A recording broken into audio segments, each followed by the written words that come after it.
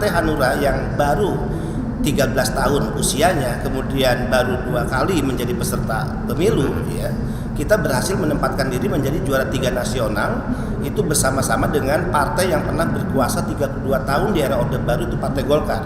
Bahkan kita di atas dari PDI Perjuangan, partai penguasa dan pemenang di pemilu 2014, yang dimana PDI Perjuangan hanya berada di ranking ke-6 secara nasional.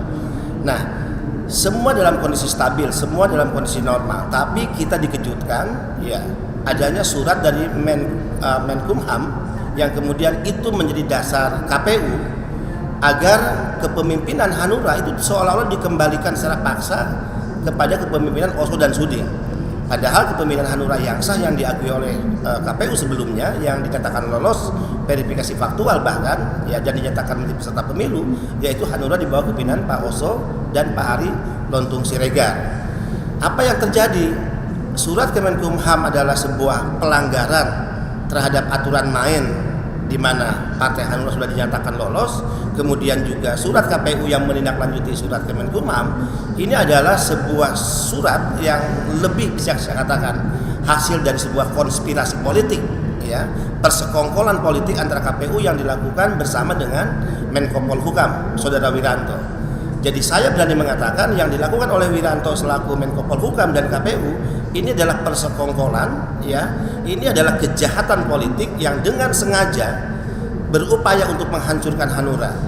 Bisa saja arahnya adalah bagaimana Hanura dinyatakan gagal dan tidak lolos untuk menjadi peserta pemilu. Bisa dibayangkan surat itu lahir bersamaan dalam tahapan proses pencalonan. Saya juga ingin mengatakan Wiranto telah melakukan abuse of power, ya. Dia menggunakan institusi kementerian, ya, Menko Polhukam untuk mengundang pihak-pihak terkait, yaitu Kementerian Menkumham, kemudian juga KPU, yang posisinya sebagai ketua Dewan Pembina Partai Hanura. Harusnya kalau jika bicara Hanura maka jangan gunakan institusi kementerian. Kemudian dalam pertemuan itu seolah-olah terjadi kesepakatan, dan kesepakatan itu menjadi dasar yang digunakan oleh Kemenkumham kemudian digunakan oleh KPU. Jadi masing-masing pihak telah melakukan abuse of power. Sekali lagi saya ingin nyatakan bahwa apa yang dilakukan oleh Wiranto ini adalah cara-cara laten Orde Baru di mana kekuasaan politik digunakan untuk membunuh kemerdekaan partai politik. Ini sangat berbahaya dan ini menjadi ancaman serius bagi demokrasi. Langkah organisasi apa, Bang, terhadap Wiranto? Hari ini DPP sudah mengambil sikap tegas, ya. Tadi Pak Ketua Umum dan juga jajaran sudah ketemu dengan Kemenkumham, kemudian juga selanjutnya apa yang diputuskan oleh Kemenkumham itu akan disampaikan pada KPU. Untuk KPU tentu mencabut kembali surat yang dikeluarkan di mana secara masif telah terjadi perubahan di sipol tentang kepengurusan, ya, Partai Hanura sampai di level bawah, dan ini cukup mengganggu.